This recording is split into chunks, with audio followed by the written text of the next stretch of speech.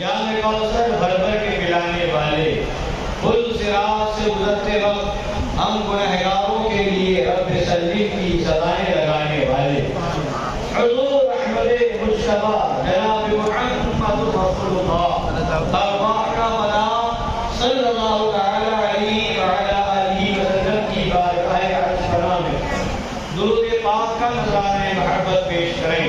اللہم صلی علی سیدنا و نبینا و شفیعنا و حبیبنا و مولانا محمد معین الکرام و آلہ الکرام و ابنہ الکریم و امتہ الکریم وبارک وسلم۔ ایک بار اور نبی اور آل نبی کی بارگاہ میں پڑھ لیجیے، صلی اللہ علیہ نبی الامی و آلہ صلی اللہ علیہ وسلم، صلاۃ و سلام علیک یا رسول اللہ صلی اللہ تعالی علیہ وعلی آلہ وسلم۔ ایک بار اور حضور برکت کے لیے پڑھ لیجیے، اللہم صلی علیہ وسلم وعلی آلہ وصحبہ ابد الظہور وکرما۔ شاہ است حسین بادشاہ است حسین، دین است حسین دین پناہ است حسین، سردار نقاد دست در دست یزید، حقا کے بنائے لا الہ است حسین، حقا کے بنائے لا الہ است حسین۔ مرد حق باطل کے آگے سر مات کھا سکتا نہیں، مرد حق باطل کے آگے مات کھا سکتا نہیں، سر کٹا سکتا ہے لیکن سر جھکا سکتا نہیں، سر کٹا سکتا ہے لیکن سر جھکا سکتا نہیں۔ اور کربلا کا واقعہ یہ سبق دے رہا ہے، باطل کے سامنے جھکنے والے اے آسمان نہیں ہم، باطل کے آگے جھکنے والے اے آسمان نہیں ہم، 100 بار کر چکا ہے تو امتحان ہمارا، 100 بار کر چکا ہے تو امتحان ہمارا۔ حضرات گرامی وقار، کل کی شب میں آپ نے حضرت امام مسلم بن عقیل رضی اللہ تعالی عنہ کا مکہ المکرمہ سے کوفہ جانے کا واقعہ سماعت فرمایا۔ امام علی مقام امام حسین رضی اللہ تعالی عنہ وارضاہ عنہ کا خلیفہ اور جانشین اور نائب بن کر کے امام مسلم بن عقیل کوفہ پہنچے۔ لوگ جوق در جوق امام مسلم بن عقیل کے دست حق پرست پر امام علی مقام کی بیعت کرنے لگے، یہاں تک کہ 12,000 کا لشکر اکٹھا ہو گیا، اور جب وہاں کے گورنر ہاؤس کا آپ نے محاصرہ کیا تو اس وقت تقریباً 40,000 کا لشکر اکٹھا ہو گیا۔ پھر امام مسلم بن عقیل جب شام میں لوٹے، مسجد میں پہنچے تو صرف 500 لوگ بچے، اور پھر جب نماز سے فارغ ہوئے تو وہ بھی غائب تھے۔ امام مسلم بن عقیل رات کے سناٹے میں گھر سے نکلے، طوعا نامی عورت کے وہاں پہنچے، وہاں قیام فرمایا۔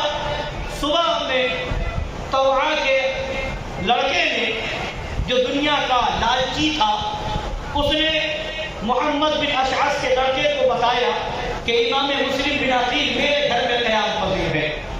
اس نے اپنے باپ محمد بن اشعث کو بتایا، محمد بن اشعث نے جا کر کے عبید اللہ بن زیاد کو بتایا، عبید اللہ بن زیاد نے محمد بن اشعث کی سربراہی میں ایک لشکر کو روانہ کیا کہ وہ جائیں، اور جانے کے بعد امام مسلم بن عقیل کو گرفتار کر کے لے آئے۔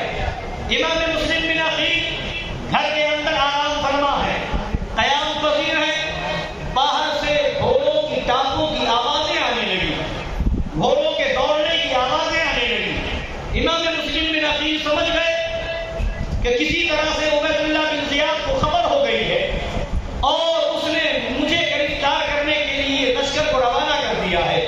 امام مسلم بن عقیل تلوار کو میان سے باہر نکال کر کے کمرے سے باہر آتے ہیں، اتنا ہونا تھا کہ اتنے میں وہ لشکر گھر میں گھس جاتا ہے۔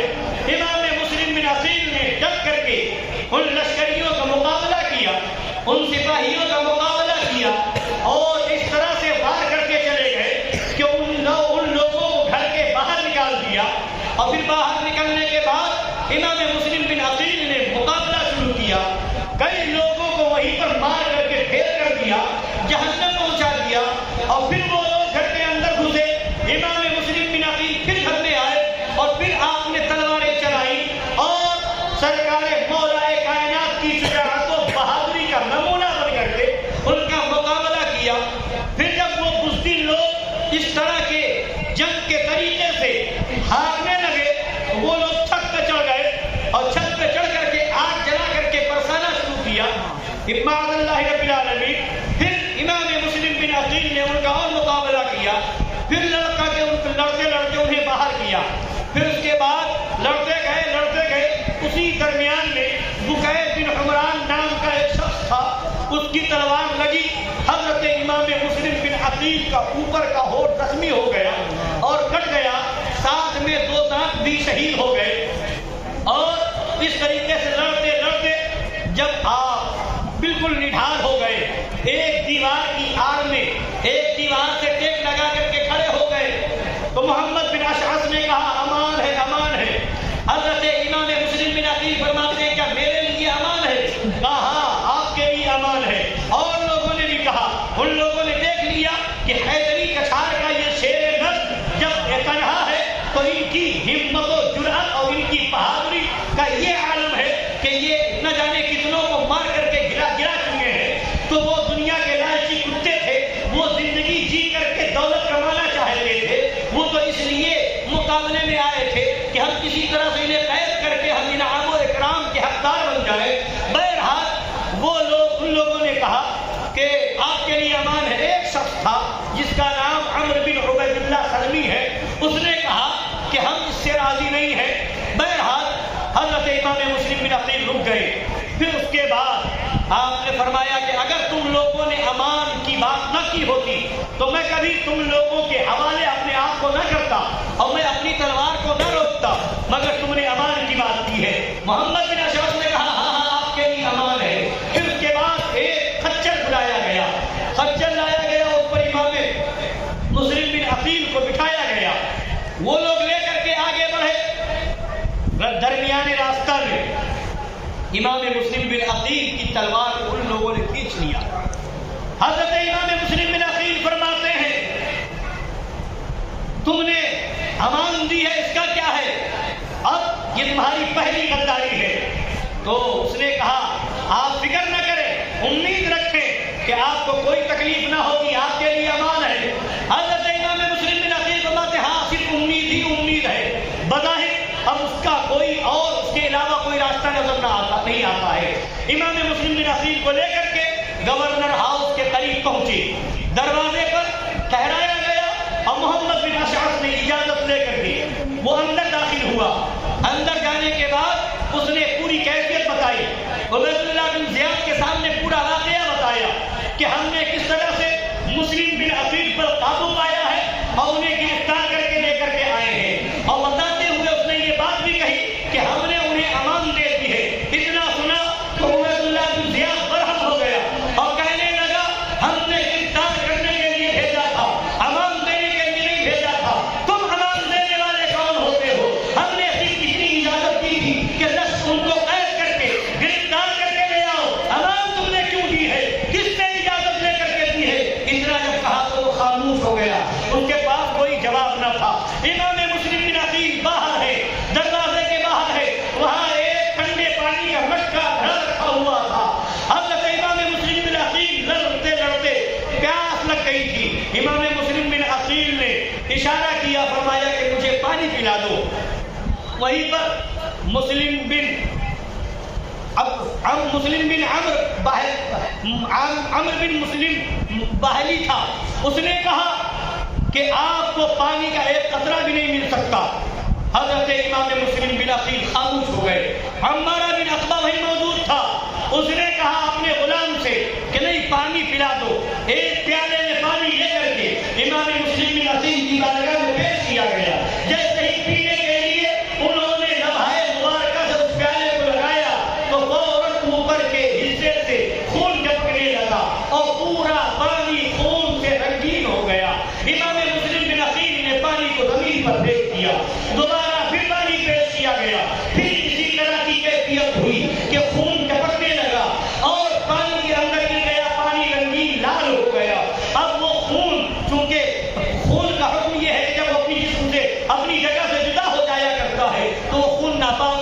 ہوتا ہے، اس لیے آپ نے اس کو الگ کر دیا، نوش نہ فرمایا۔ پھر اس کے بعد پانی پیش کیا گیا تیسری بار، پھر جب آپ نے نوش کرنے کے لیے منہ سے قریب کیا تو 2 دانت ٹوٹ کر کے اسی میں گر گئے۔ پھر آپ نے پانی کو کنارے کر دیا اور ارشاد فرمایا کہ اب ایسا معلوم ہوتا ہے کہ میرے اوپر دنیا کا پانی حرام ہو چکا ہے، اب میری قسمت میں دنیا کا پانی نہیں، اب نانا جان کے دستے پار سے جامع کوثر ملنے والا ہے۔ حضرات اتنے میں اندر سے حضرت امام مسلم بن عقیل کو بلانے کے لیے ایک شخص باہر آتا ہے۔ امام مسلم بن عقیل اندر تشریف لے جاتے ہیں، عبید اللہ بن زیاد ظالم و جابر وہاں موجود ہے، اور امام مسلم بن عقیل شاہانہ شان و شوکت کے ساتھ ایک شیر نر کے انداز میں بغیر کسی جھجک اور بغیر کسی ڈر اور بغیر کسی خوف کے اندر جاتے ہیں۔ آپ نے سلام نہ فرمایا، وہاں پر اس کا ایک وزیر موجود تھا، اس نے کہا امیر کو سلام نہیں کیا گیا۔ حضرت امام مسلم بن عقیل فرماتے ہیں اگر تیرا امیر مجھے قتل کرنے کا ارادہ رکھتا ہے تو تیرے امیر کے لیے کوئی سلامتی نہیں ہے، اور اگر تیرا امیر میرے قتل کا ارادہ نہیں رکھتا ہے تو پھر اس کے لیے ہزاروں سلام ہوں گے۔ اتنا جب سنا تو وہ آگ بگولا ہو گیا، اور اس کے بعد اس نے جو ہے امام مسلم بن عقیل کی طرف نظر کی اور کہا کہ تم کیا چاہتے ہو، تم یہاں کیوں آئے ہو؟ امام مسلم بن عقیل نے فرمایا میں آیا نہیں ہوں، مجھے کوفہ والوں نے بلایا ہے۔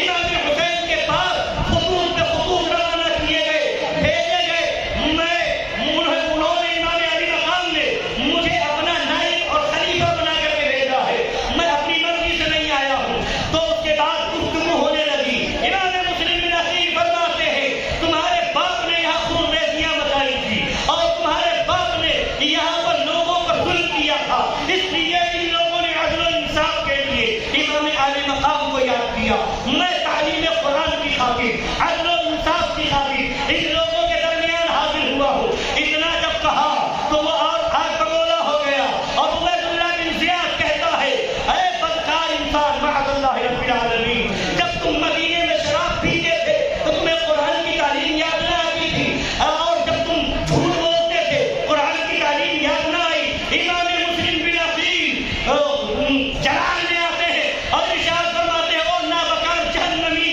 تو بھی خدا جانتا ہے کہ تو جھوٹا ہے، اور تجھے بھی معلوم ہے کہ تو جھوٹ بول رہا ہے۔ اہل بیت کا خاندان وہ خاندان ہے، نبی کا گھرانہ وہ گھرانہ ہے جن کی عظمت پاک دامنی، جن کی طہارت کی گواہی قرآن پاک دے رہا ہے۔ خدا فرما رہا ہے انما یرید اللہ لیذھب عنکم الرجس اہل البیت ویطہرکم تطہیرا، جن کی پاکی کو خدا بیان کرے اس خاندان کو تو برا کہتا ہے، اس پر الزام لگاتا ہے، شراب پینے کا الزام، جھوٹ بولنے کا الزام۔ خدا جانتا ہے کہ تو جھوٹا ہے، اور تو خود بھی جان رہا ہے کہ تو جھوٹ بول رہا ہے۔ اتنا کہا تو اس نے کہا کہ تم کو میں اگر ایسی سزا نہ دوں جو دنیا میں شاید کسی کو ملی ہو تو اللہ مجھے مارے۔ حضرت امام مسلم بن عقیل فرماتے ہاں تیرے ہی جیسے نابکار، تیرے ہی جیسے ظالم و جابر کو یہ زیب دیتا ہے کہ وہ ایسا کام کرے کہ دنیا میں اس کے ظلم کی مثال نہ ملے، دنیا میں اس کے جبر کی مثال نہ ملے، تجھے یہ زیب دیتا ہے، تو یہ کام کر سکتا ہے اور مجھے قتل کر دینا، مسلح کر دینا، اس کے تیرے علاوہ کوئی اس کے لائق نہیں، اس کا سزاوار نہیں ہے۔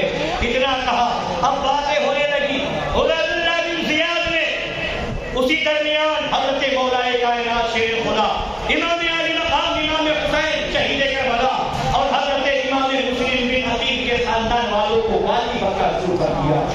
حضرت امام مسلم بن عقیل نے جب یہ سنا تو خاموش ہو گئے، فرمایا یہ ہم اہل بیت کا وطیرہ نہیں ہے کہ ہم گالی کے بدلے کسی کو گالی دیں، یہ تیرا سیوا ہے تو گالی دیتا ہے، ہمارے اہل بیت کو یہ نہیں سکھایا گیا، نبی کی تعلیم میں ایسی کوئی تعلیم نہیں ہے۔ اب اس کے بعد اس نے کہا اب تم قتل ہونے کے لیے تیار ہو جاؤ۔ امام مسلم بن عقیل فرماتے ٹھیک ہے، ہمیں اس کی کوئی تکلیف نہیں، مگر میں کچھ وصیتیں کرنا چاہتا ہوں، اتنی مہلت دو کہ میں کسی کو کچھ وصیت کر دوں۔ اس نے کہا ٹھیک ہے آپ وصیت کیجیے۔ آپ نے مجمع پر نظر ڈالی تو مجمع کے اندر عمرو بن سعد موجود تھا، بلایا، قریش خاندان سے تعلق رکھتا تھا، قریب بلایا، کہا میری وصیت سن لو. اس نے وصیت سننے سے انکار کیا اور عبید اللہ بن زیاد کی طرف دیکھا. عبید اللہ بن زیاد کا چاپلوس تھا ہی. اس نے دیکھا، عبید اللہ بن زیاد نے کہا سن لو، سننے میں کیا ہے. اور جب سننے کے لیے تیار اجازت مل گئی تو وہ ایسی جگہ پر گیا جہاں سے عبید اللہ بن زیاد کا سامنا ہو رہا تھا. حضرت امام مسلم بن عقیل نے فرمایا کہ تم قریش خاندان سے تعلق رکھتے ہو، اس لیے ہم تم سے 3 وصیتیں کر رہے ہیں. پہلی وصیت تو یہ ہے، میں نے کوفہ کی سرزمین پر فلاں کے وہاں سے 700 درہم قرض لیے ہیں، میری طرف سے وہ قرض ادا کر دینا. دوسری وصیت یہ ہے کہ جب مجھے شہید کر دیا جائے تو میری لاش کو اسلامی طریقے سے تدفین کر دینا، دفن کر دینا. اور تیسری وصیت یہ ہے کہ امام علی مقام امام حسین کا خط روانہ کر دینا. امام علی مقام کو میں خط لکھ چکا ہوں، وہ مکہ المکرمہ سے یا تو نکل چکے ہوں گے یا نکلنے والے ہوں گے. امام علی مقام تک یہ خبر پہنچا دینا کہ یہاں کے حالات ایسے ہیں اور میری شہادت کی خبر دے دینا اور بتا دینا کہ وہ کسی حال میں یہاں تشریف نہ لائیں. اتنی وصیت فرمائی. عبید اللہ بن زیاد کے پاس وہ چل کر کے عمرو بن سعد آیا اور یہاں پر امام مسلم بن عقیل نے تنہائی میں وصیت کی تھی، اکیلے میں راز رکھنے کو کہا تھا، مگر چونکہ وہ حکومت کا چاپلوس تھا، اسے اپنا نمبر بڑھانا تھا اور اسے یہ دکھانا تھا کہ ہم تمہارے وفادار ہیں.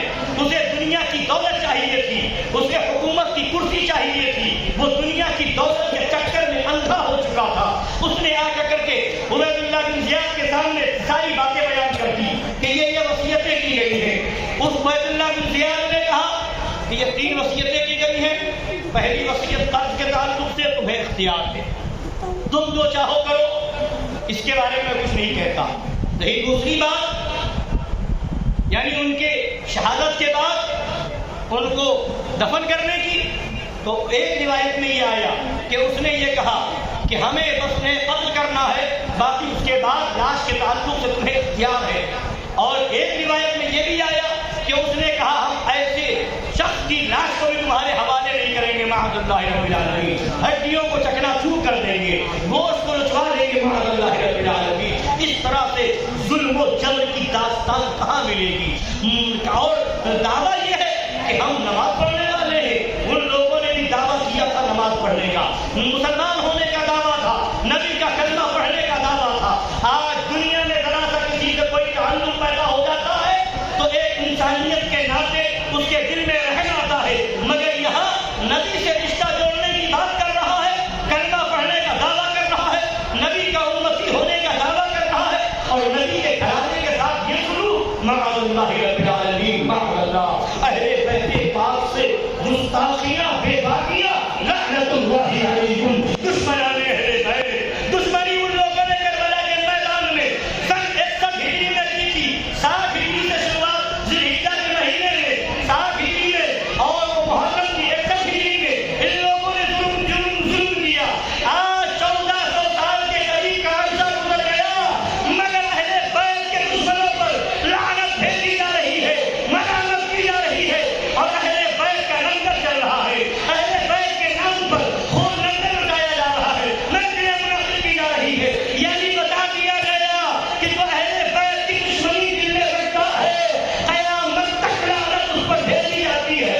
اور قیامت کیا ہے بلکہ مرنے کے بعد، قیامت کے بعد بھی وہ جہنم کا ایندھن بنے گا اور وہاں بھی لعنت الہی کا ہی شکار ہوگا.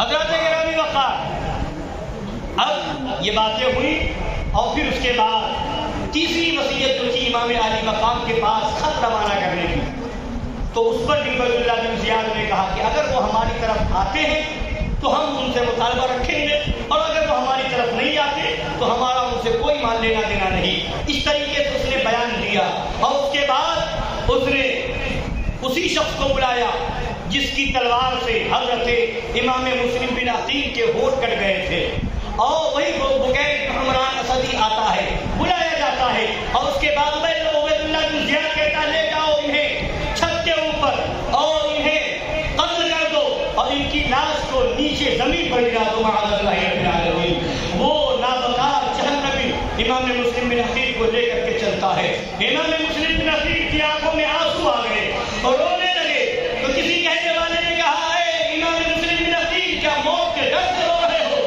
امام مسلم بن عقیل فرماتے ہیں نہیں، نبی کا گھرانہ کبھی موت سے نہیں ڈرا کرتا، مجھے تو بس یہ بات یاد آ رہی ہے کہ میں نے نبی کے شہزادے کو قتل کیا ہے، وہ عنقریب یہاں پہنچنے والے ہوں گے، ان کے ساتھ یہ ظالم و جابر لوگ کیا کریں گے، یہ ظالمین کیا سلوک کریں گے، مجھے یہ خوف ستا رہا ہے، میں اس بات سے میری آنکھوں میں آنسو آ گئے ہیں۔ اور اس کے بعد چھت پہ لے جایا گیا، اور امام مسلم بن عقیل کو اس ظالم شخص نے، اس بدبخت جہنمی شخص نے ان کے سر پاک کو تن سے جدا کر دیا۔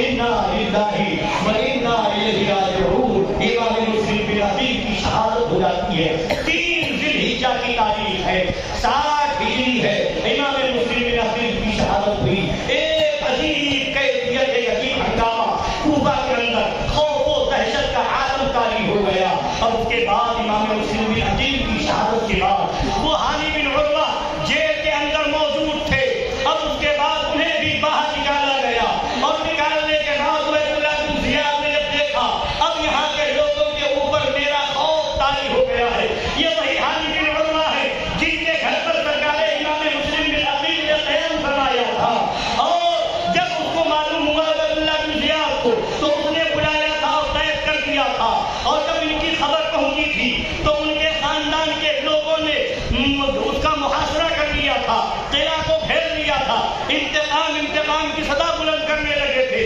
مگر آج کی 3 ذی الحجہ کی تاریخ ایسی ہی آئی کہ اب اس نے حضرت ہانی بن عروہ کو بلایا، اور بلانے کے بعد کہا لے جاؤ کوفہ کے بازار میں 20 چوراہے پر انہیں بھی قتل کر دو، تاکہ کوفہ والوں کو معلوم ہو جائے کہ یزید کے غداروں کا اور باغیوں کا کیا انجام ہوتا ہے معاذ اللہ رب العالمین۔ اب حضرت ہانی بن عروہ کو لے کر کے جانے لگے،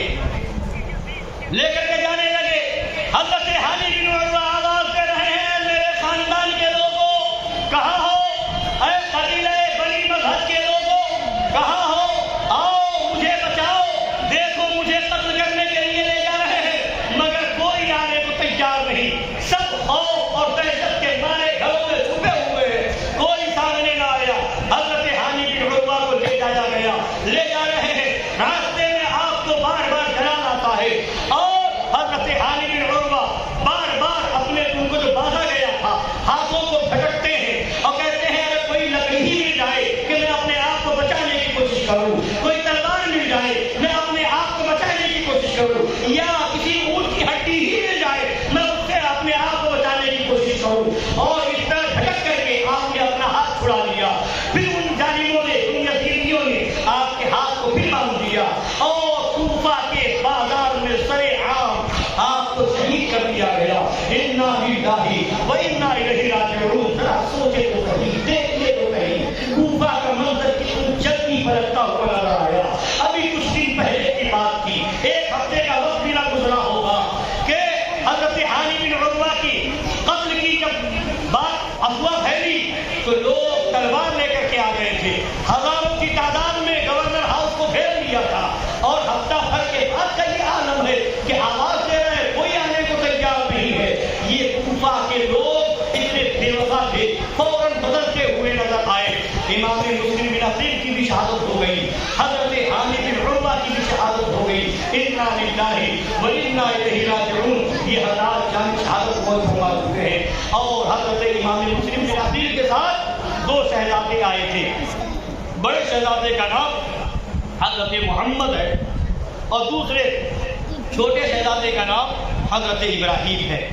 جب حضرت امام مسلم بن عقیل گورنر ہاؤس کا احاطہ کرنے کے لیے، محاصرہ کرنے کے لیے نکلے تھے، اس وقت یا پھر جس وقت طوعا کے گھر میں قیام پذیر تھے، اس وقت آپ نے اپنے دونوں شہزادوں کو حضرت قاضی شریح کے گھر بھیج دیا تھا۔ حضرت قاضی شریح کو جب یہ خبر ملی کہ عبید اللہ بن زیاد مسلم بن عقیل کے شہزادوں کو تلاش کروا رہا ہے، تو حضرت قاضی شریح نے مناسب سمجھا کہ کسی طرح سے انہیں یہاں سے روانہ کیا جائے، یہاں سے نکال دیا جائے۔ اسی دن ایک قافلہ مدینہ شریف کو جانے والا تھا باب العراقین سے۔ حضرت قاضی شریح نے اپنے بیٹے اسد کو بلایا، بلانے کے بعد راستے کا کھانا پینا کچھ ساتھ میں دیا اور کہا ان دونوں شہزادوں کو لے جاؤ، باب العراقین سے ایک قافلہ مدینہ منورہ کے لیے روانہ ہونے والا ہے، جا کر کے ان کے قافلے میں دیکھنا جس کو محب اہل بیت پانا، عاشق اہل بیت پانا، ان کے حوالے ان دونوں شہزادوں کو کر دینا تاکہ یہ بآسانی بخیر و عافیت مدینہ منورہ پہنچ جائے۔ اب ان کا بیٹا اسد لے کر کے ان دونوں کو وہاں چلا۔ باب العراقین جب پہنچا تو قافلہ روانہ ہو چکا تھا، قافلہ آگے بڑھ چکا تھا۔ باب العراقین سے تھوڑا اور آگے بڑھے یہ دونوں لوگ ان دونوں کو لے کر کے تو دیکھا کہ گرد و غبار اڑتے ہوئے نظر آ رہی ہے، تو اسد نے کہا کہ وہ دیکھو گرد اڑ رہی ہے، گھوڑوں کے دوڑنے کی وجہ سے، قافلہ کے چلنے کی وجہ سے گرد و غبار نظر آ رہے ہیں، لہذا دوڑ کر کے جاؤ اس قافلے میں شامل ہو جاؤ۔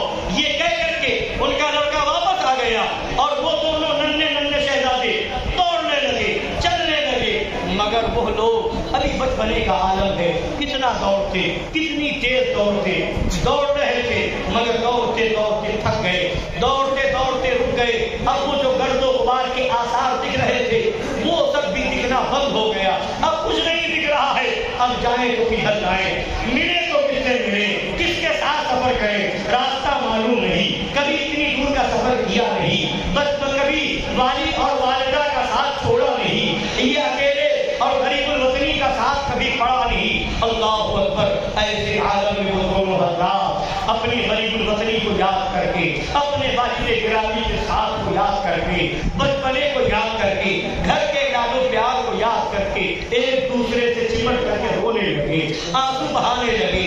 کون پرسانے حال ہے، کیسا ظلم و جبر ہو رہا ہے نبی کے گھرانے پر۔ اللہ اکبر، ابھی وہی لوگ ہیں ظالم و جابر، نبی کے امتی ہونے کا دعویٰ، اور وہ نبی جس نے رات رات تک جگ کر کے ہم گنہگاروں کے لیے دعائیں کی ہے، رب حب لی امتی، رب حب لی امتی۔ وہ نبی نہیں، امام الانبیاء، معصوم نہیں، معصوموں کے سردار سرکار دو جہاں صلی اللہ علیہ وسلم رات بھر کس لیے جگتے تھے؟ ہم گنہگاروں کے لیے۔ پائے اقدس میں برف آ جایا کرتا تھا، یہ دعائیں کس کے لیے تھی؟ ہم گنہگاروں کے لیے، امتیوں کے لیے۔ پیدا ہو رہے ہیں، یاد کر رہے ہیں ہم گنہگاروں کو، سجدے میں جا کر کے دعا پڑھ رہے ہیں رب حب لی امتی۔ جب قبر پاک میں مزائے اللہ میں نکایا گیا، صحابہ کرام کا بیان ہے، نبی کے لبھائے مبارک ہل رہے تھے، کان لگا کر کے سنا تو آواز آ رہی تھی رب حب لی امتی، رب حب لی امتی۔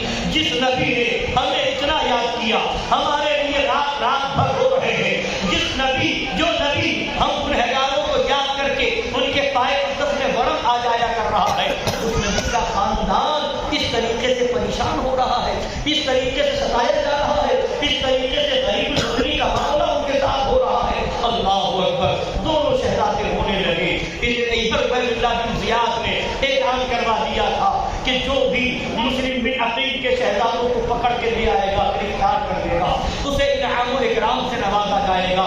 دنیا کے لالچی کتے دنیا حاصل کرنے کی غرض سے آخرت کو بھولے ہوئے تھے، اور وہ لوگ چاروں طرف دوڑ رہے تھے کہیں مسلم بن عقیل کے شہزادوں کا سراغ مل جائے۔ اب ایک شخص پہنچ گیا، دیکھا کہ دونوں نورانی چہرے والے شخص موجود ہیں، ان لوگوں نے اس نے جان لیا، ہو نہ ہو یہی مسلم بن عقیل کے شہزادے ہیں۔ جا کر کے پوچھا کہ آپ کا نام کیا ہے؟ تو ان حضرات نے بالکل سادہ لوہی کے ساتھ، کبھی جھوٹ بولنا سیکھا نہیں، کبھی جھوٹ بولنے کا امت کی عادت نہیں، کبھی جھوٹ کا لفظ زبان پر آیا نہیں، بلا کسی جھجک کے فوراً کہہ دیا ہم دونوں مسلم بن عقیل کے شہزادے ہیں، میرا نام محمد ہے اور میرے بھائی کا نام ابراہیم ہے۔ اس دنیا کے کتے نے، لالچی کتے نے ان دونوں حضرات کو پکڑا اور بہت ہی بے دردی کے ساتھ اپنی سواری پر رکھ کر کے لے کر کے آیا اور جا کر کے عبید اللہ بن زیاد کے سامنے پیش کر دیا اور کہنے لگا اب ہمیں انعام دے دیا جائے، ہمیں دولت سے نواز دیا جائے، ہم لے کر کے آ گئے ہیں ان دونوں کو۔ اللہ اکبر۔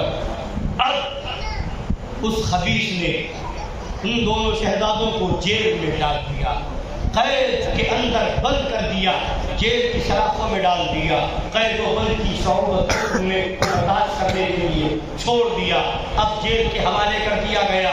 اب اس جیل کے داروغے کا نام حضرت مشہور ہے، اور وہ حضرت مشہور اہل بیت کے چاہنے والے تھے، اہل بیت سے محبت کرنے والے تھے۔ انہوں نے فیصلہ کر لیا اب یہ جان رہے یا چلی جائے، ہمیں کسی طرح سے امام مسلم بن عقیل کے شہزادوں کی جان بچانی ہے۔ اللہ اکبر۔ اب جب رات کا سناٹا آیا، جیل میں تالا لگانے کا وقت آیا، اپنے گھر جانے کا وقت آیا، تو حضرت مشہور نے ان دونوں شہزادوں کو اپنے ساتھ لیا، جیل میں تالا لگایا اور اس کے بعد لے کر کے روانہ ہوئے۔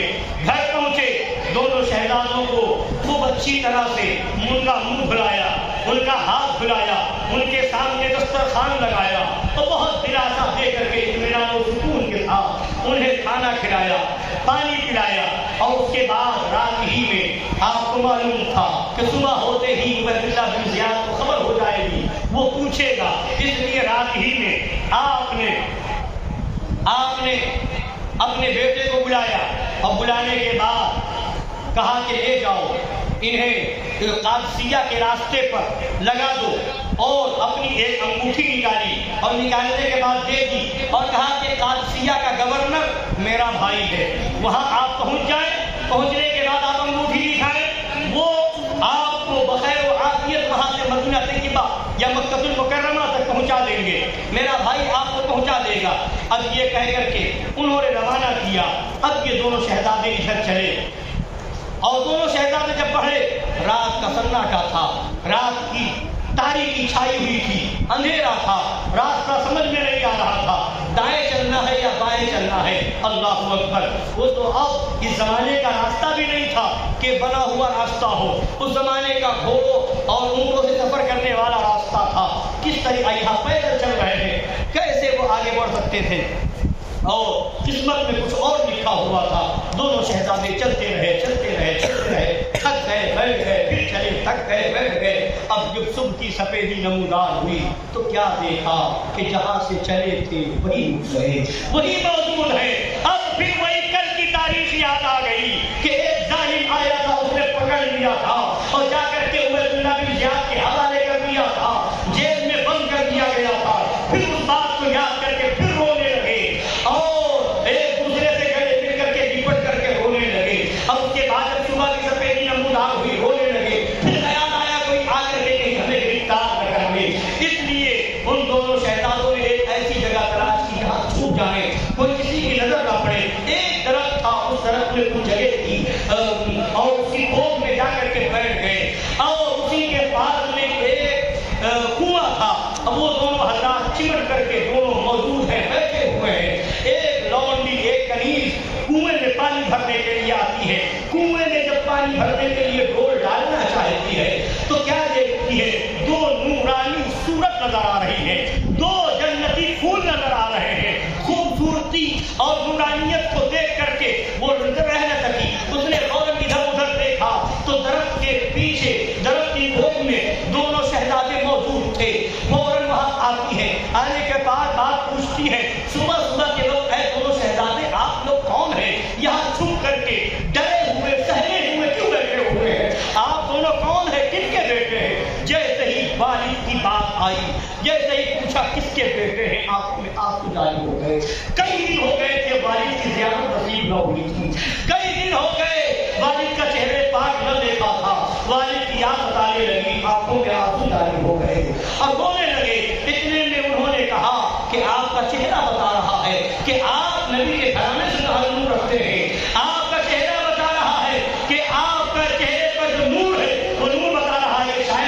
مسلم بن عقیل کے شہزادے ہیں۔ ان دونوں حضرات نے پھر جواب دیا کہ ہاں ہم مسلم بن عقیل کے شہزادے ہیں۔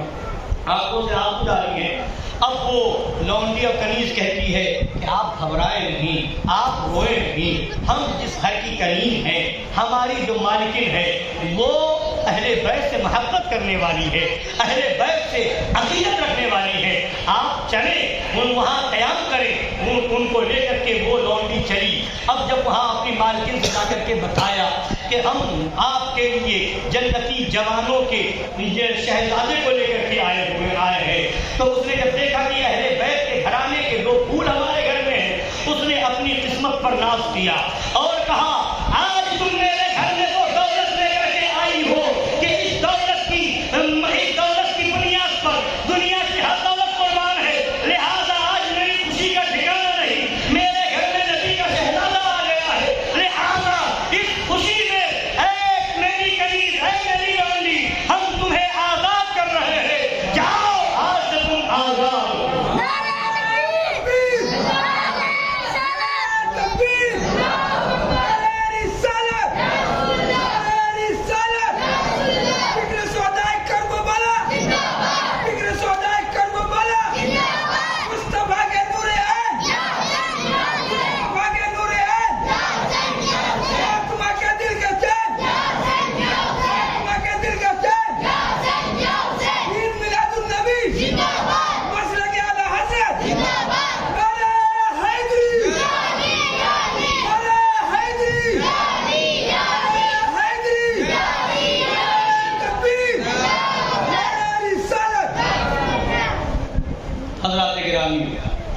اب سوچئے اہل بیت کی محبت میں وہ لے کر کے آئی تو انعام دنیا میں یہ ملا کہ آزاد کر دیا گیا۔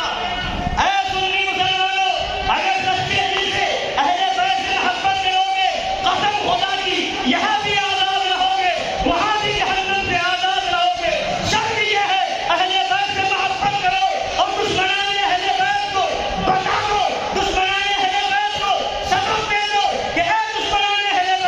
جنت ہے تو نبی کے گھرانے سے محبت کرنے والوں کے لیے ہے، اور جہنم کی آگ ہے نبی کے گھرانے سے دشمنی رکھنے والوں کے لیے ہے۔ اور بتا دو باغ جنت کے ہے، پہلے نظرانے اہل بیت تم کو دوسرا نام کا، اے دشمنان اہل بیت۔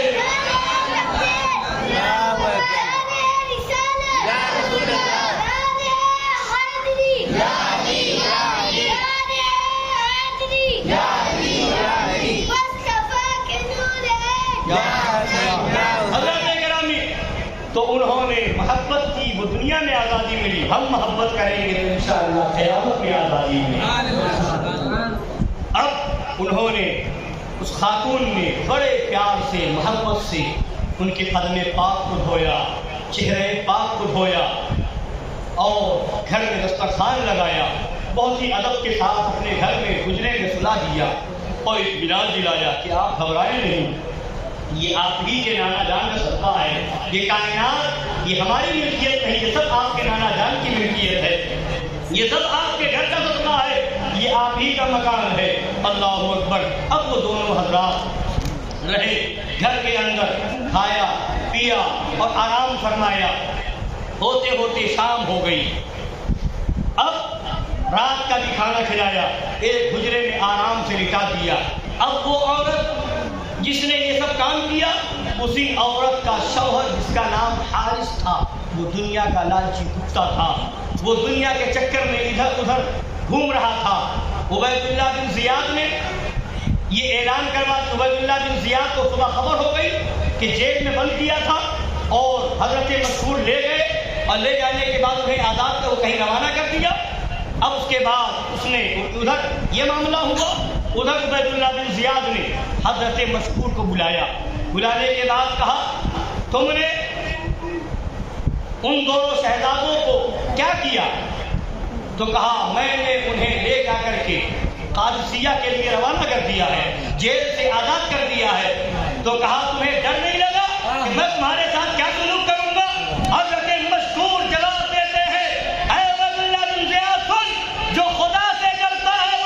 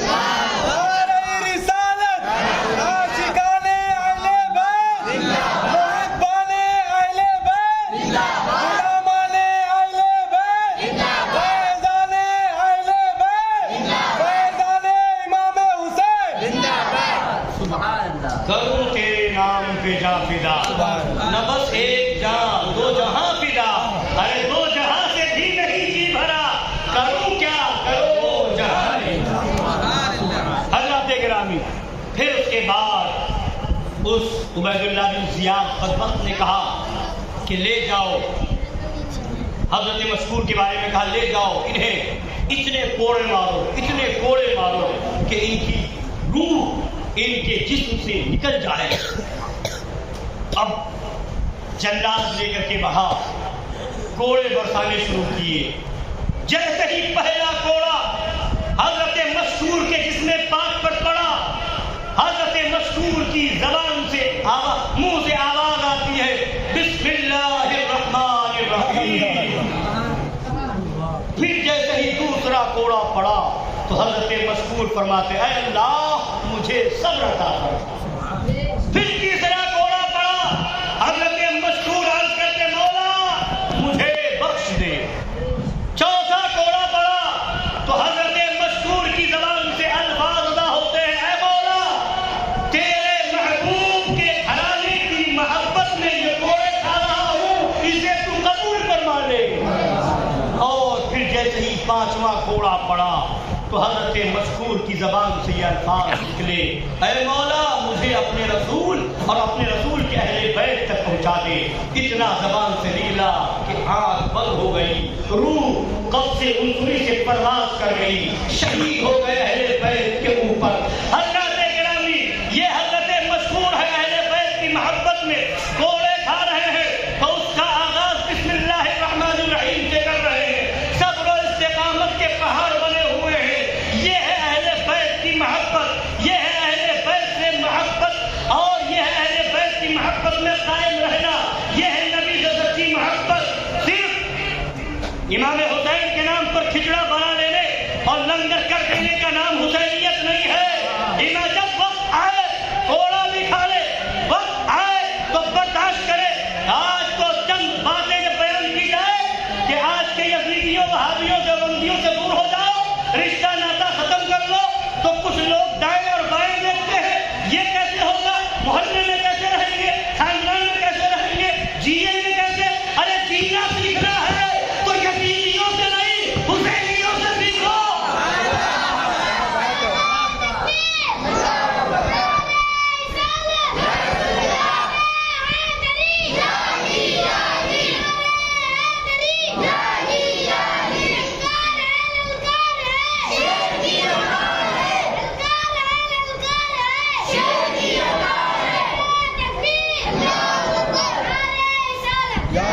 اور حقیقت یہ ہے کہ کوفہ کے میدان سے لے کر کے کربلا کی وادی تک حسین والوں نے بتا دیا ہے کہ جینا وہ جینا ہے جو اہل بیت کی محبت میں ہو، اور مرنا بھی وہ مرنا ہے جو اہل بیت کی محبت میں ہو، ورنہ زندگی کو ایک جانور بھی جیتا ہے۔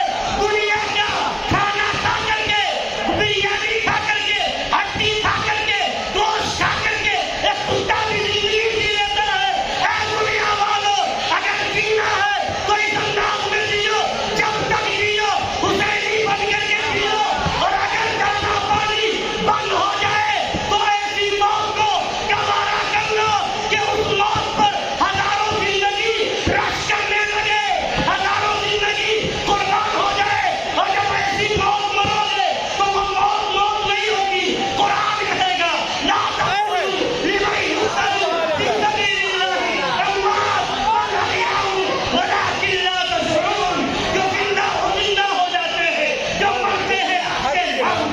اللہ اللہ موت کو کس نے مسیحا کر دیا۔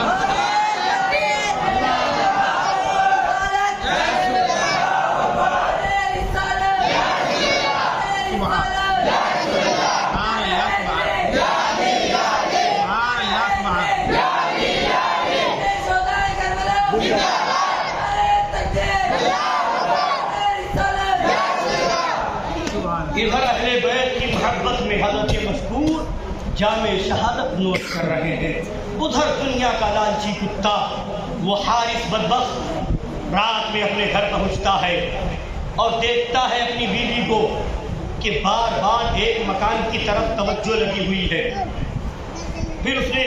پوچھا تو کہا نہیں کوئی بات نہیں ہے. پوچھا کہاں تھے؟ دن بھر تمہارا پتہ نہیں تھا, رات میں اتنی دیر ہو گئی. تو کہا تمہیں معلوم نہیں, عبید اللہ بن زیاد نے اعلان کیا, حضرت مسکور نے ڈالو گئے جیل میں, امام مسلم بن عقیل کے شہزادوں کو جیل سے آزاد کر دیا ہے, اور اس نے انعام رکھ دیا عبید اللہ بن زیاد نے کہ جو پکڑ لائے گا بے شمار دولتوں سے نوازا جائے گا. اور اسی چکر میں میں گھومتا رہا دن بھر, یہاں تک کہ میرا گھوڑا بھی مر گیا. میں تلاش کرتا رہا مگر ان دونوں بچوں کا پتہ نہیں چلا. پھر اس کی بیوی نے سمجھایا کہ کیوں اپنی آخرت برباد کر رہا ہے, دنیا کے چند سکوں کے چکر میں اپنی آخرت برباد کر رہا ہے. کیا کل قیامت کے دن نبی کی شفاعت نہیں چاہیے؟ کیا کل قیامت کے دن نبی کے دستے پاک سے جام کوثر نہیں پینا ہے؟ کیا کل قیامت کے دن نبی کی رب سلیم کی صداؤں کی بنیاد پر ان صراط کو پار نہیں کرنا ہے؟ نبی کی شفاعت ملے گی تو جنت ملے گی, نبی کی شفاعت ملے گی تو جام کوثر ملے گا, نبی کی شفاعت ملے گی تو جنت میں حور و غلما میسر آئیں گے. لہذا کیوں اپنی آخرت خراب کر رہا ہے؟ نبی کی محبت یہی ہے کہ اہل بیت سے محبت کی جائے. نبی جب راضی ہوں گے جب اہل بیت سے محبت کرے گا. دنیا کے چند پیسوں کے چکر میں اپنی آخرت خراب نہ کر, مگر وہ بدبخت اس کے اوپر دنیا کی لالچ سوار ہے, دنیا کی تمامیں دنیا کے لالچ میں اندھا ہو چکا ہے. اس نے کہا مجھے نہ سمجھا, کھانا لے کر کے آ, میں اپنی بھلائی اور برائی کے بارے میں خود جانتا ہوں, مجھے سمجھانے کی ضرورت نہیں ہے. بہرحال کھلایا پلایا اور اس کے بعد لٹا دیا. اب آدھی رات گزری تو جس کمرے میں دونوں شہزادے آرام فرما رہے تھے, بڑے والے شہزادے حضرت محمد بن مسلم بن عقیل بیدار ہو گئے. بیدار ہونے کے بعد دوسرے شہزادے حضرت ابراہیم بن مسلم بن عقیل کو بیدار کیا. بھائی اٹھو, کیا بات ہے؟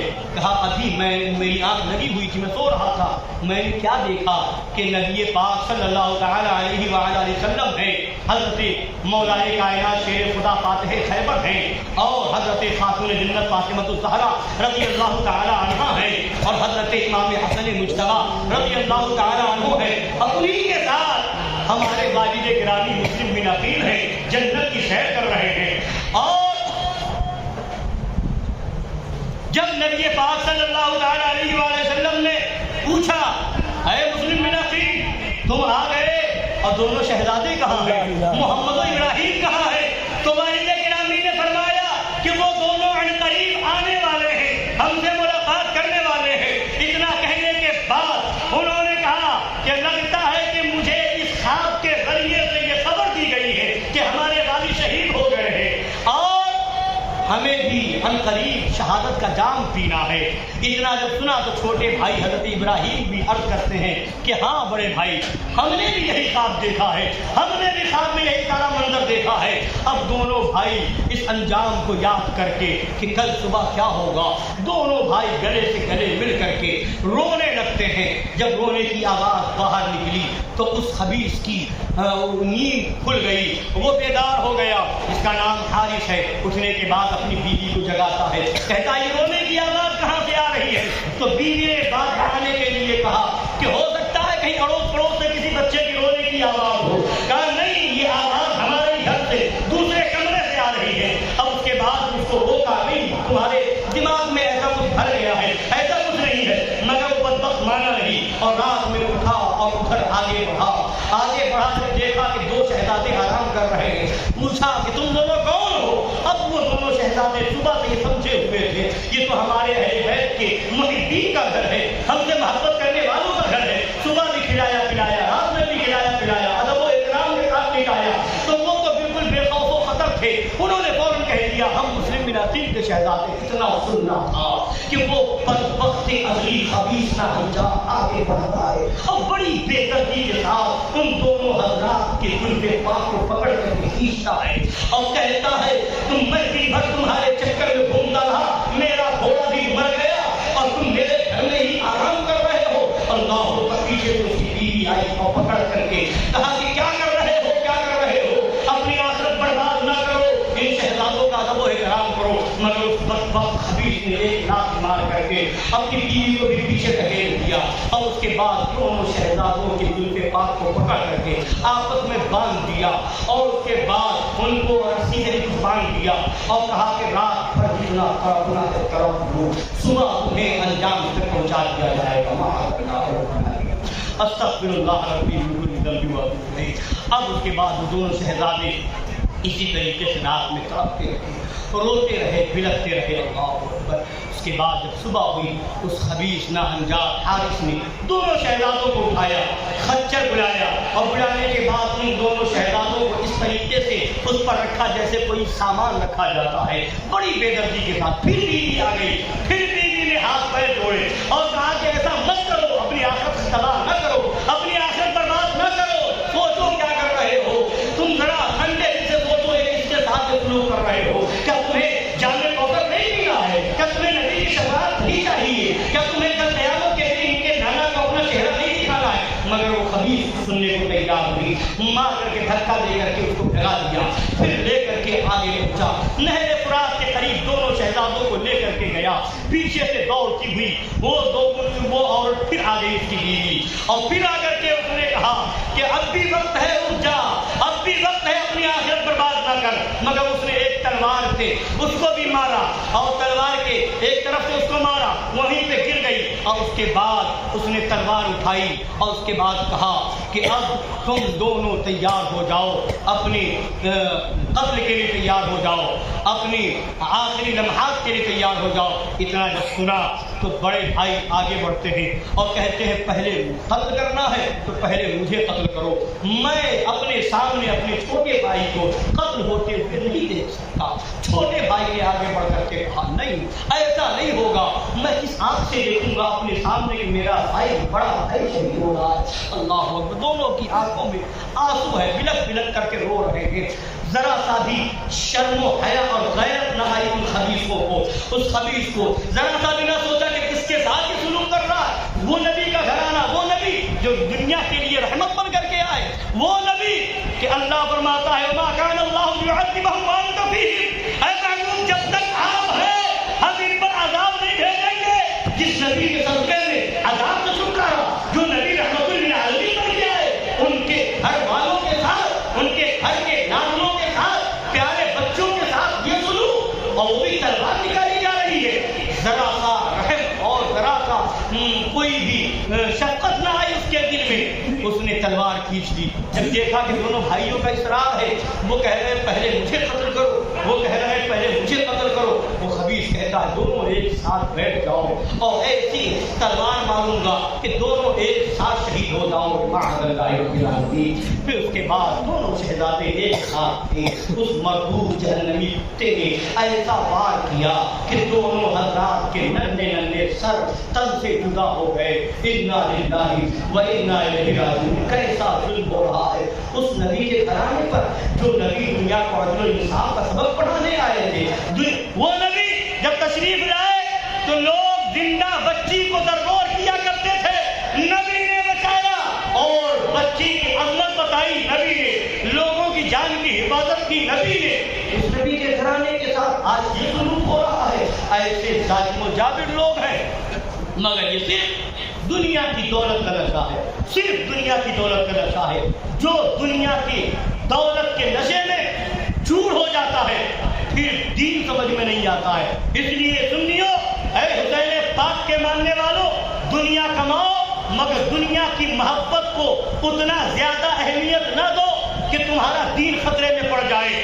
ہمیشہ دولت کمانے کے ساتھ یہ جذبہ رکھو کہ دین پہلے ہے، دنیا بعد میں ہے۔ دنیا کی دولت جائے یہ گوارا ہے، دین ہاتھ سے نہ جائے، حسین پاک کا دامن ہاتھ سے نہ جائے۔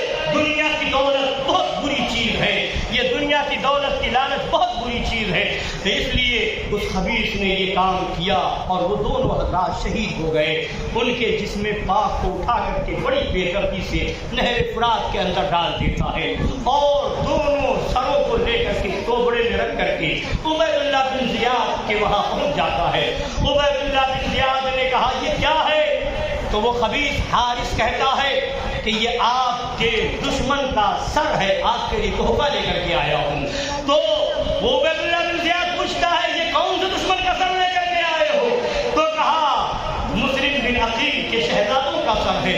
اب اتنا جب سنا تو عبید اللہ بن زیاد آگ بگولا ہو گیا اور اس نے کہا ارے نابکار بدبخت نے یہ کیا کیا ہے؟ میں نے یزید کے پاس خط لکھ دیا ہے کہ یہ دونوں شہزادے میرے پاس زندہ و سلامت ہیں اور جب جیسا آپ کا حکم ہوگا ہم ویسا کریں گے۔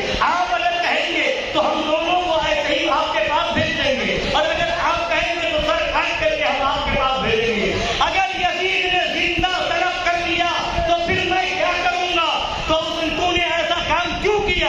تو کہتا ہے مجھے ڈر ہوا کہ کہیں ایسا نہ ہو کہ کوئی مجھ سے ان دونوں کو چھین لے اور وہ آپ کے پاس لے کر کے آ جائے اور میں انعام سے محروم رہ جاؤں، میں دولت پانے سے محروم رہ جاؤں معاذ اللہ رب العالمین۔ عبید اللہ بن زیاد کہتا ہے بدبخت، اگر تجھے ایسا شبہ ہوا تھا تو تم مجھے اطلاع کرتا، میں یہاں سے لشکر بھیجتا اور اس کے بعد بلا دیتا، مگر تو نے بغیر پوچھے ہوئے یہ کام انجام دیا، یہ تو نے بہت غلط کیا۔ اب یہ تیرا کام معافی، انعام تو انعام ہے، معافی کے لائق بھی نہیں ہے۔ جلاد کو بلایا اور بلانے کے بعد کہا لے جاؤ اس کو، اور لے جانے کے بعد جس جگہ پر اس نے ان دونوں شہزادوں کو قتل کیا ہے، ان دونوں شہزادوں کو شہید کیا، اسی جگہ پر لے جاؤ اور اس کا بھی سر تن سے جدا کر دو، اس کی لاش کو بھی اسی نہر فرات میں ڈال دو۔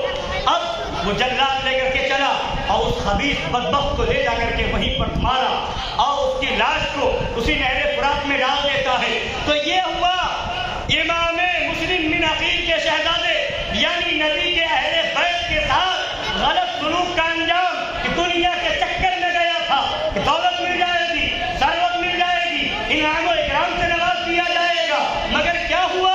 نہ خدا ہی ملا، نہ وصال صنم، نہ ادھر کے رہے نہ ادھر کے رہے، نہ یہ ملا نہ وہ ملا، نہ دولت ملی، آخرت تو برباد ہو ہی گئی، دنیا کی دولت بھی نہ ملی۔ ایک طرف وہ محبت کا انجام تھا کہ دنیا میں آزادی مل گئی، ایک طرف یہ بدسلوکی کا انجام ہے کہ دنیا میں ہی مار دیا گیا، ذلیل ہو گیا، آخرت بھی گئی، دنیا بھی گئی۔ تو یہ ہے اہل بیت کی محبت کہ اگر محبت کرو گے دنیا بھی ملے گی، آخرت بھی ملے گی، اور اگر اہل بیت کے دشمنی کرو گے تو دنیا میں بھی ذلیل ہوگے، مارے جاؤ گے، اور آخرت میں تو ذلیل ہونا ہی ہے۔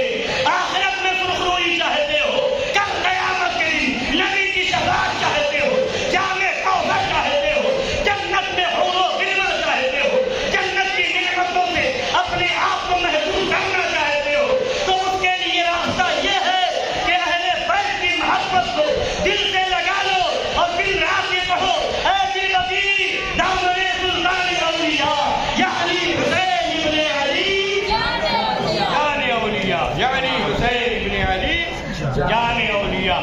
ادھر یہ سارا معاملہ ہوا، ادھر امام علی مقام امام حسین رضی اللہ تعالی عنہ مکہ المکرمہ میں ہے۔ حضرت امام مسلم بن عقیل کا خط وہاں پہنچ چکا ہے، 3 ذی الحجہ کی تاریخ ہے، امام مسلم بن عقیل کو شہادت مل رہی ہے اور 3 ذی الحجہ کی تاریخ ہے۔ حضرت امام علی مقام امام حسین رضی اللہ تعالی عنہ مکہ المکرمہ سے روانہ ہو رہے ہیں، وہی 3 ذی الحجہ کی تاریخ ہے۔ حضرات گرامی سوچئے، ذی الحجہ کا مہینہ کون سا مہینہ ہے؟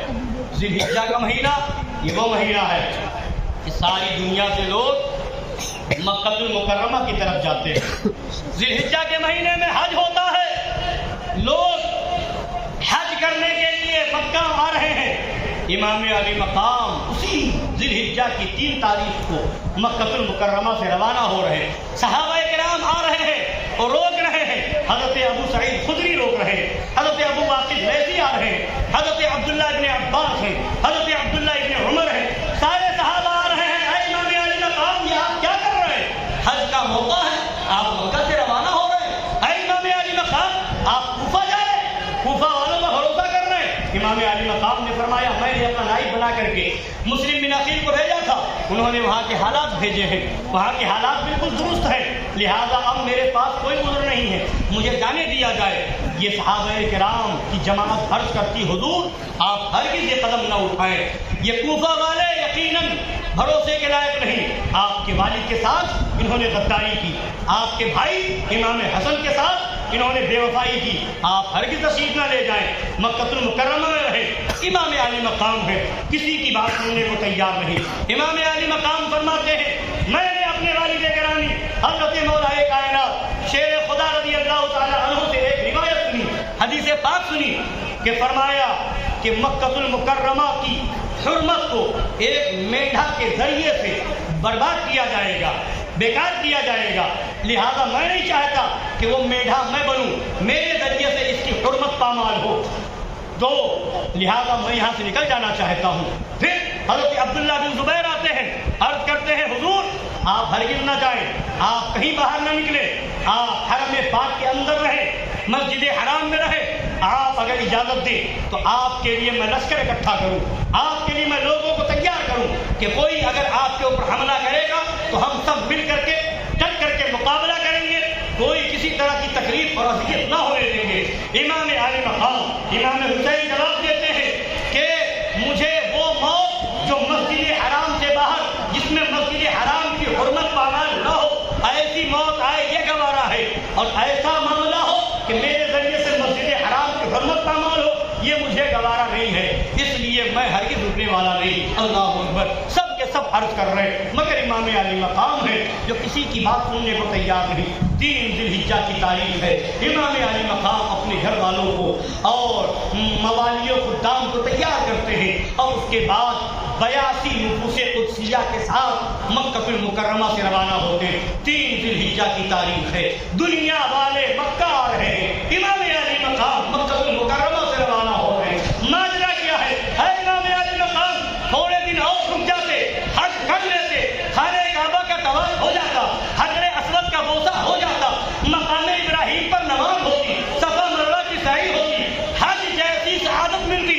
امام عالی مقام جواب دے رہے ہیں، بزبان حال دنیا کو پیغام دے رہے ہیں، اے دنیا والو تم آ رہے ہو حج کرنے کے لیے، اور حسین جا رہا ہے اس حج کی تقدس کو بچانے کے لیے، خانہ کعبہ کے تقدس کو بچانے کے لیے میں جاؤں گا، میرا خاندان جائے گا، میرے ساتھی جائیں گے، شہید ہو جائیں گے، قیامت تک کے لیے حج اور خانہ کعبہ کا تقدس پامال ہونے سے محفوظ ہو جائے گا۔ تم آ رہے ہو خانہ کعبہ کا طواف کرنے کے لیے، ہم جا رہے ہیں دین پاک مصطفیٰ کی حفاظت کے لیے۔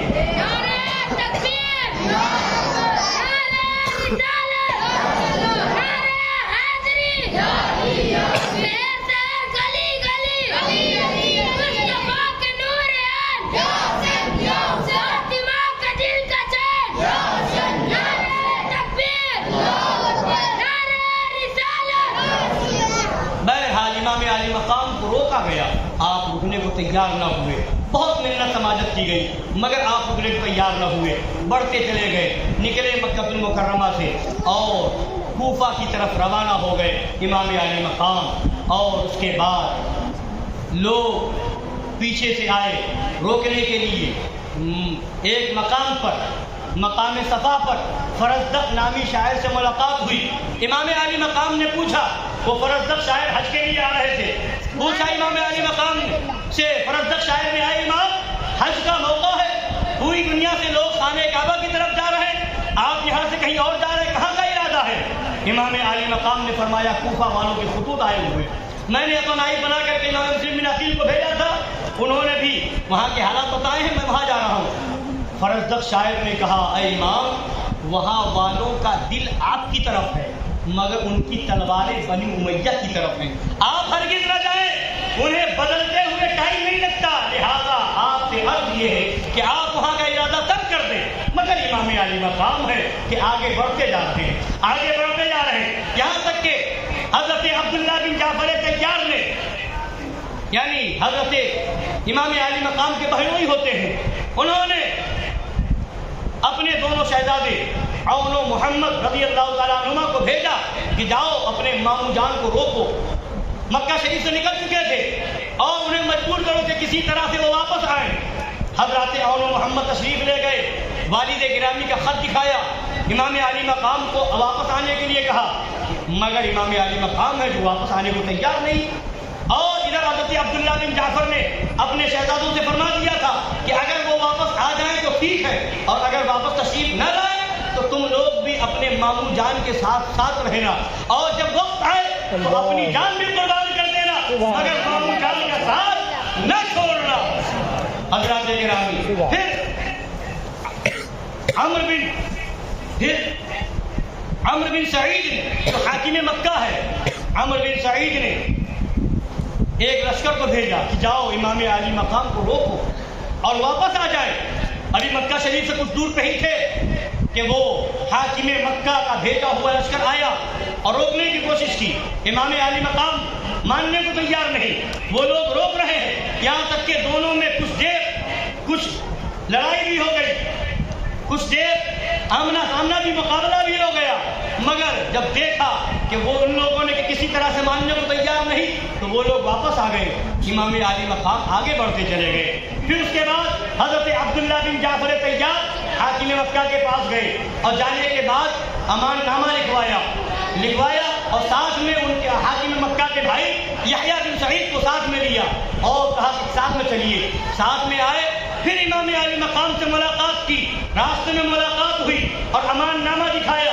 یحییٰ بن سعید نے اپنے بھائی کے امان نامہ کو پیش کیا اور اس کے بعد اطمینان دلایا کہ آپ تشریف لے چلیں، آپ کے ساتھ کوئی بدسلوکی نہیں ہوگی، آپ کے ساتھ کسی طرح کی کوئی بات نہیں ہوگی، اگر کوئی کچھ کرے گا تو ہم لوگ ہیں ان کا مقابلہ کریں گے۔ مگر امام عالی مقام ہے کہ بڑھتے جا رہے ہیں، کسی کی بات سننے کو تیار نہیں، ایسا لگتا ہے۔ بلکہ اب فرمایا بھی حضرت عبداللہ بن جعفر طیار سے، امام عالی مقام نے فرمایا کہ مجھے جہاں جانا ہے مجھے مت روکو، میرے نبی صلی اللہ علیہ وسلم نے مجھے خواب میں جو حکم دیا ہے میں وہ کر کے رہوں گا، چاہے میری جان رہے یا میری جان چلی جائے۔ تو حضرت عبداللہ بن جعفر طیار پوچھتے ہیں آخر وہ کیا حکم ہے؟ تو حضرت امام عالی مقام فرماتے ہیں وہ میں نے ابھی تک کسی سے نہیں بتایا اور میں کسی سے بتاؤں گا بھی نہیں، یہاں تک کہ اپنے رب سے جا ملوں۔ حضرت امام عالی مقام چلتے جا رہے ہیں۔